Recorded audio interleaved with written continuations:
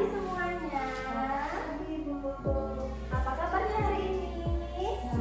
Alhamdulillah.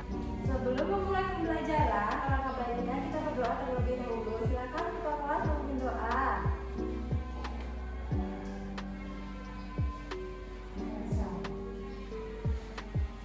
Alhamdulillah, selanjutnya Ibu akan mengabsen terlebih dahulu ya, anak-anak. Abdul Aziz, Alman Piantoro, Amanda Cahaya, Anda Nuyana, Akila Fikri, Aziza, ternyata Bu, sakit ya? Oh sakit ya? Haikal Kafir, Ibrahim, Muhammad Yalazu, Mutia Arifi, Natasha Putra, Raihan Fadil, Ridho Asoli, Wildan Muhammad Zen. Alhamdulillah ya banyak. Sebelumnya kita tepuk semangat dulu ya anak-anak. Tepuk semangat. Semangat.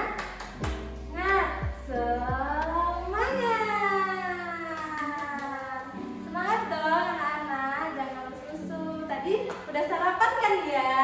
Sarapan itu sangat penting. Pembelajaran kali ini yaitu dengan tema lingkungan sahabat kita. Subtema menjaga kebersihan di lingkungan sekolah. Coba anak-anak berikan contoh bagaimana sikap kita untuk menjaga kebersihan di lingkungan sekolah. Membuang sampah pada tempatnya, benar. Menyapu kelas sebelum pembelajaran dimulai, benar. Agar apa? Agar semuanya kita nyaman untuk beraktivitas di sekolah kita. Bagaimana kalau sekolahan kita kotor? Pasti kita nggak nyaman belajar kan? Betul. Kita bisa terkena penyakit, betul. Setelah itu apa lagi? Lingkungannya jelek, iya lingkungannya jelek kalau nggak dirawat ya. Taman harus disusun rapi, bener. Biar apa? Biar semuanya terlihat indah dan nyaman. Sebelum belajar, Ibu akan menyampaikan tujuan pembelajaran hari ini. Yang pertama, menjelaskan perbedaan sampah organik dan anorganik dengan benar. Yang kedua, melakukan observasi sederhana untuk mengelompokkan jenis sampah. Yang ketiga, menulis laporan hasil pengamatan kegiatan kebersihan lingkungan. Dan yang terakhir, menyajikan hasil perhitungan sampah dalam bentuk tabel atau diagram batang dengan tepat. Sampah itu terbagi menjadi dua kelompok. Satu sampah organik dan satunya sampah anorganik. Sampah organik itu berasal dari sisa-sisa makhluk hidup. Seperti apa? Ayo coba. Benar, daun termasuk sampah organik. Apalagi ayo? Kayu boleh. Benar, kulit buah itu termasuk sampah organik.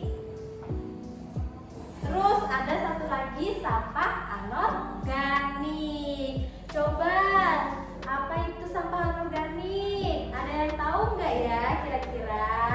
Sampah anorganik itu berasal dari bahan-bahan buatan manusia atau benda alami yang sangat sulit terurai secara alami. Seperti plastik, benar seperti plastik. Terus apa lagi hayal? Jadi anak-anak, Ibu di sini mempunyai beberapa contoh sampah. Coba mari kita kelompokkan sampah-sampah ini menjadi dua kelompok yang berjenis sampah organik dan sampah anorganik. Coba ya, kira-kira yang mana dulu ya? Daun. Baik, daun ini daun apa? Ini daun nangka ya, yang ada di depan lingkungan sekolah kita. Coba, ini kita kelompokkan ke dalam sampah apa? Benar, sampah organik ya. Terus ini ada contohnya. Coba, ini adalah kemasan minuman bekas ya. Ini termasuk ke dalam sampah dan apa? Plastik. Ya, betul. Plastik ini masuk ke dalam sampah jenis anorganik ya. Selanjutnya ibu mempunyai ini nih, kertas. Siapa yang tadi main pesawat kertas? Ini termasuk juga ke dalam sampah anorganik. Betul. Anak-anak, tadi kita sudah mengamati jenis-jenis sampah tersebut dari hasil pengamatan kita di luar kelas tadi. Dari hasil pengamatan tersebut, ibu mau kalian membuat laporan hasil pengamatan.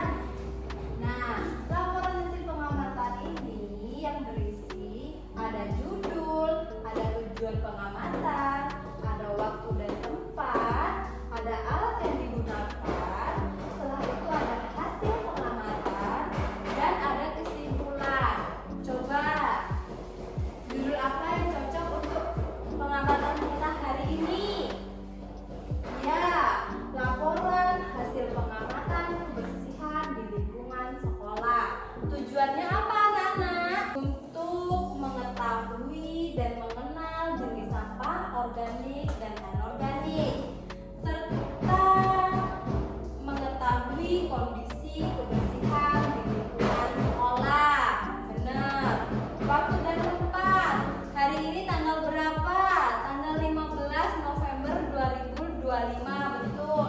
Tulis di waktu dan tempat. Setelah itu, alat yang digunakan apa aja untuk mengamati hari ini? Buku, betul. Terus apa lagi? Pensil atau pena boleh. Setelah itu, kita menggunakan plastik untuk mengumpulkan jenis-jenis sampah yang kita dapat. Betul. Hasil pengamatan. Coba hasil pengamatannya apa? Setelah dikelompokkan, ternyata sampah anorganik lebih banyak dari sampah organik. Betul. Sampah organik dan anorganik harus dipisahkan agar mudah dikelola. Dari hasil pengamatan, jenis sampah anorganik adalah yang paling banyak ditemukan. Oleh karena itu, siswa perlu mengurangi penggunaan plastik agar lingkungan semakin bersih. Ya, sudah paham semuanya tentang laporan hasil pengamatan? Ada berapa bagian laporan hasil pengamatan? Ada 6 ya. Dari judul, tujuan pengamatan, waktu dan tempat, alat yang digunakan, hasil pengamatan, dan terakhir yang penting adalah kesimpulan. Baik, kita tadi sudah membuat laporan hasil pengamatan ya. Setelah itu kita membuat tabel dan diagram dasar tentang sampah. Oke? Di sini tadi hasil pengamatan kita mendapatkan sampah organik yang berjumlah 5 dan sampah anorganik yang berjumlah 15. Nah, dari tabel tersebut kita masukkan ke dalam diagram batang. Ya, diagram batang ini sumber lurusnya untuk data seperti jenis sampah organik dan anorganik, dan sumber tegaknya ini berisi banyaknya data seperti 5, 10, 15, 20 dan seterusnya. Nah, yang kita dapat tadi jumlah sampah organik ada di jumlahnya 5. Jadi kita luruskan 5 ini ke dalam diagram organik. Ya, lanjut lagi, yang anorganik tadi berada di jumlahnya 15. Ya, langsung kita buat lurus dengan 15. Oke.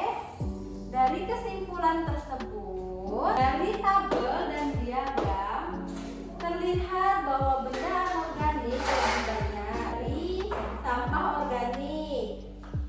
Batang anorganik lebih tinggi karena jumlahnya lebih besar. Oke. Berakhirnya pelajaran kita kali ini, dan kita simpulkan bahwa lingkungan yang bersih akan membuat suasana belajar lebih nyaman, sehat, dan mendukung kegiatan belajar mengajar. Baik anak-anak, karena pembelajaran hari ini sudah selesai, kita berdoa bersama-sama terlebih dahulu. Silakan ketua kelas memimpin doanya ya.